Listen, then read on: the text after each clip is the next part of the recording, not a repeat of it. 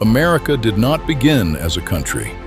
It began as 13 colonies, a distant king, and a growing belief that something had gone terribly wrong.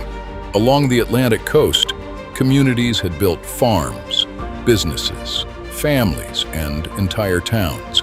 They were British subjects, but increasingly they saw these colonies as home. Yet, Britain still ruled the colonies from across the Atlantic. Decisions made thousands of miles away could reach directly into the lives and wallets of ordinary Americans. After the costly French and Indian War, Britain faced enormous debts.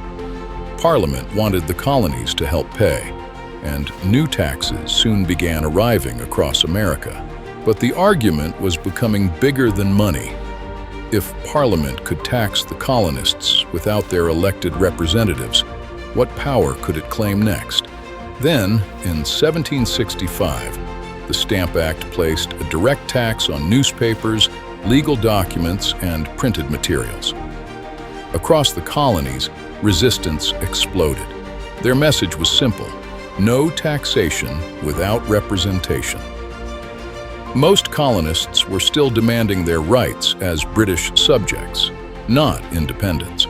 In Boston, the struggle became increasingly dangerous. Protesters confronted royal officials. Tensions with British troops grew, and the streets began to feel like a powder keg.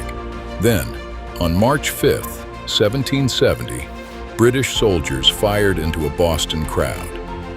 5 colonists died, and the incident became a powerful symbol of British oppression. 3 years later, the Tea Act gave the East India Company a major advantage in the colonial tea trade. To many colonists, it was another warning.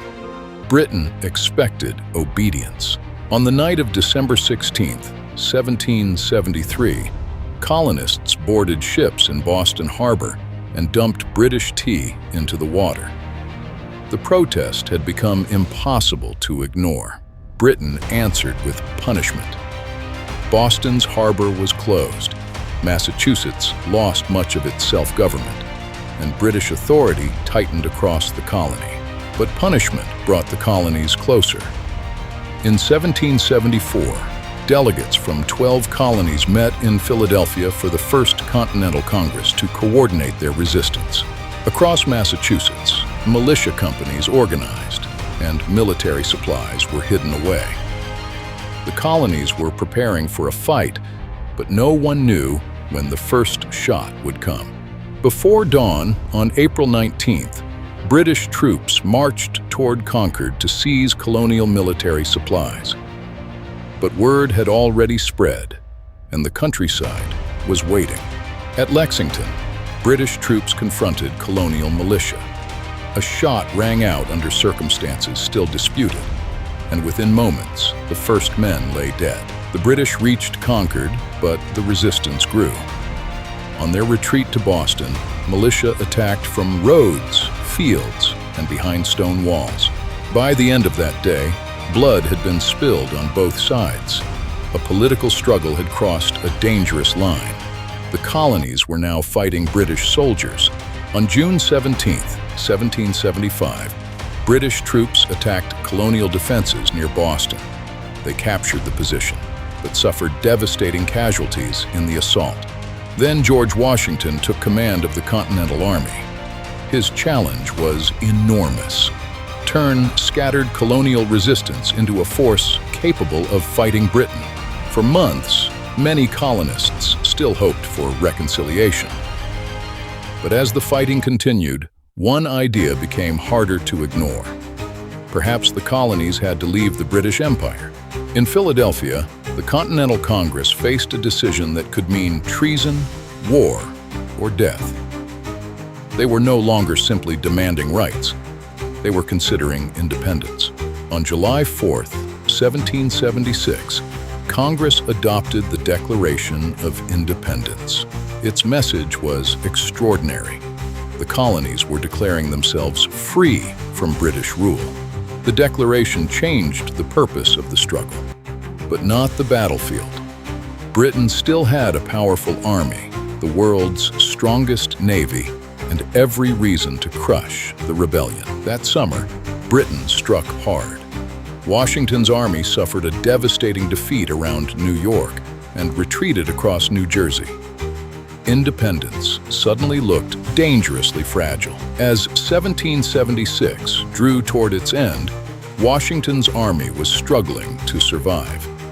Men were leaving, supplies were scarce, and the British still held the advantage. Then, on Christmas night, Washington led his troops across the icy Delaware River. Before dawn, they attacked the Hessian garrison at Trenton.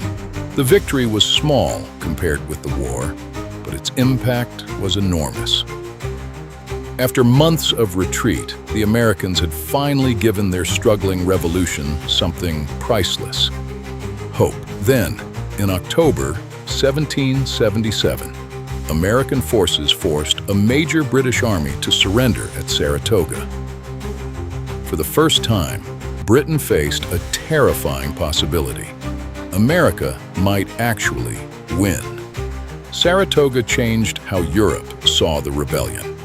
In 1778, France openly joined the American cause, bringing money, troops, and a powerful navy into the war.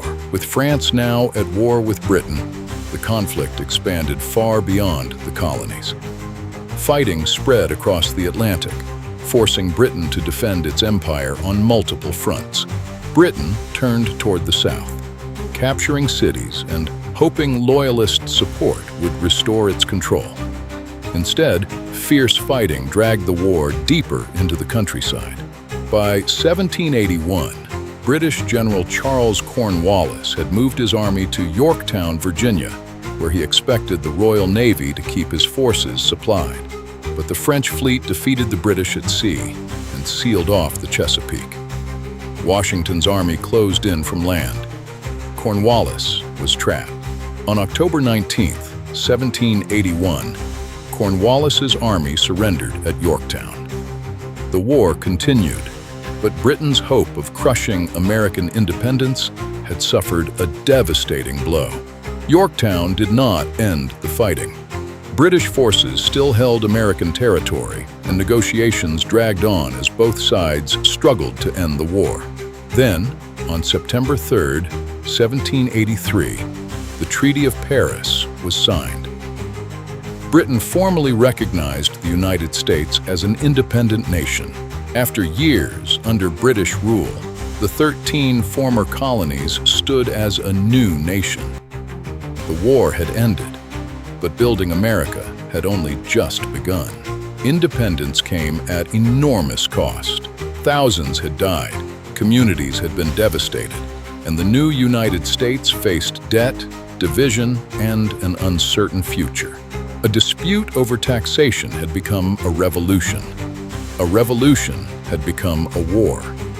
And in 1783, 13 former colonies emerged as the United States of America. And somehow, from 13 colonies came a nation. 2 centuries later, the nation they fought to create still stands. This is the America they could only imagine. Thanks for watching Living the Past. If you enjoyed stepping into history with us, subscribe and join us for the next journey into the past.